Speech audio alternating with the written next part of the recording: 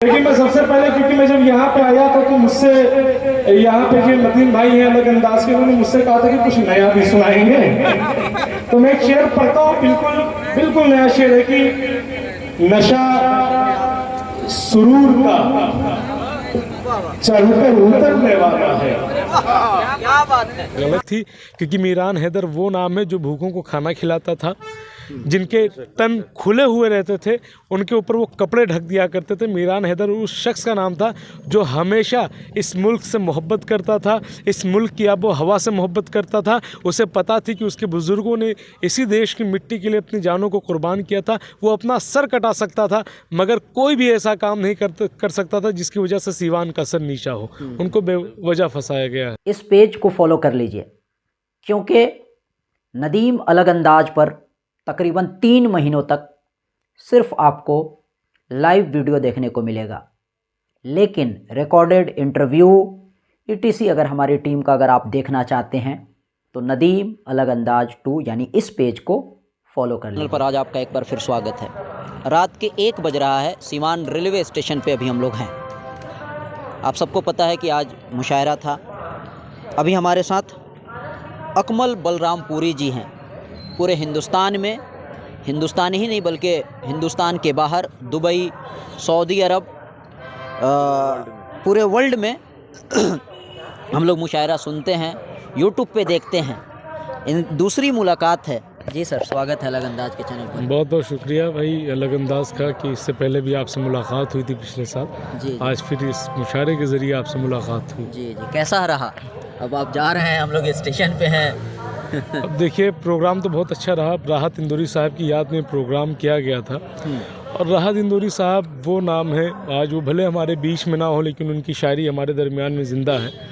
राहत इंदौरी साहब कि वो शख्सियत है जिन्होंने कभी भी ना अवार्ड के लालच में शायरी लिखी, ना ही किसी की तारीफ़ में कोई बात लिखी, बल्कि उन्होंने हमेशा हक़ के लिए अपने कलम का इस्तेमाल किया।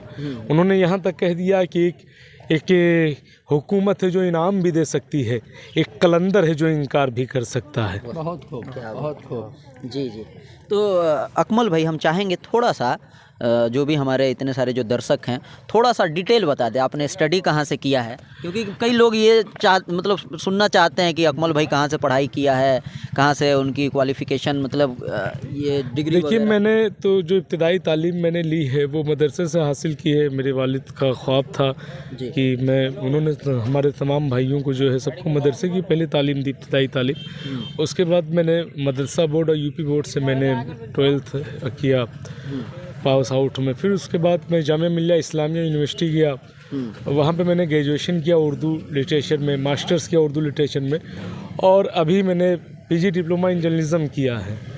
अब हाँ, इस वक्त फ़िलहाल मैं तैयारी कर रहा हूँ नेट की, और इंशाल्लाह जल्द ही मैं PhD में एडमिशन लूँगा किसी ना किसी यूनिवर्सिटी में। शायरी तो हम लोग सुनेंगे, लेकिन आज के मुशायरे में आपने जिक्र किया मीरान हैदर, उनके घर से उनके दादा, उनके भतीजा, उनके भाई सऊदी रहते हैं, तो उनसे हम मतलब घरेलू मेरा रिलेशन है, और आप भी कह रहे थे कि आप के वो दोस्त हैं, तो हम चाहेंगे थोड़ा सा उनके बारे में बताइए। देखिए, मीरान हैदर जो है हमारी दोस्ती काफ़ी सालों की है। ये नहीं है कि 1-2 दिन में कोई दोस्ती थी या किसी मुशायरे में मुलाकात हुई।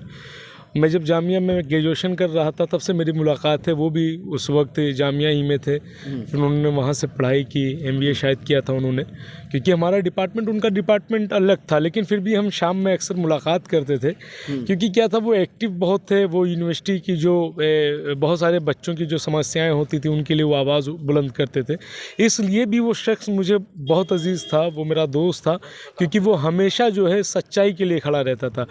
लेकिन जब NRC CA आया, उन्होंने हक़ के लिए आवाज़ बुलंद की, और मुझे लगता है कि गिरफ्तारी से कुछ दिन पहले हमारी उनकी बात भी हुई थी। उन्होंने कहा था कि अकमल भाई, मैं चाहता हूं कि बिहार के जो कदावर लोग हैं, जो बहुत सारे लोग हैं सीवान के, जो बाहर देशों में बहुत अच्छा पैसा कमाते हैं, करोड़ों अरबों रुपए की संपत्ति के मालिक हैं, मैं ये चाहता हूं कि जब आप दुबई जाते हैं तो उनसे मिलिए, उन्हें बताइए कि आपके यहाँ के बच्चे किस कदर परेशान हैं। आपके यहाँ के बच्चे जो है बहुत सारे गरीबी की वजह से तालीम हासिल नहीं कर पाते हैं, गरीबी की वजह से अपने सपनों को उड़ान नहीं भर पाते हैं। तो आप कोशिश करिए कि उन तमाम लोगों को जोड़िए और हम उनसे ताकि मदद ले सकें और उन बच्चों के ख्वाबों को पूरा करने में की मतलब कोशिश करें।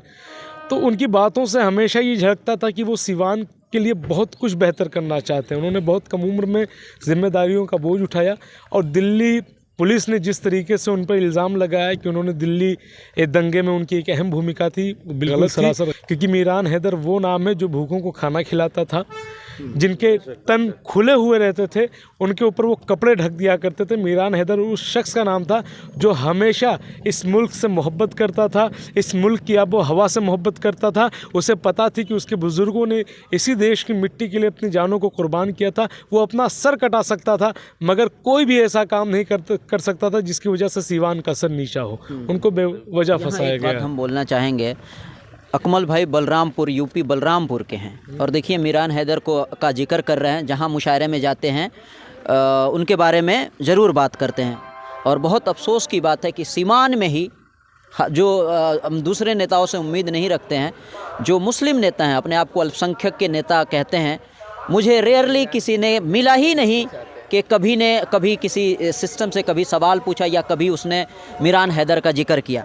जी, और मैं चाहूँगा कि थोड़ा सा उनके बारे में कुछ। अब उनके बारे में यही है कि भाई वो 3 सालों से जेल में है। मैं पिछली बार आया था, मैं उनके वालिद से भी मैंने मुलाकात की। आज भी मेरी ख्वाहिश थी कि मैं रुकता, लेकिन कुछ वक्त की बात है, वक्त का तकाजा है कि मुझे कहीं और भी जाना है।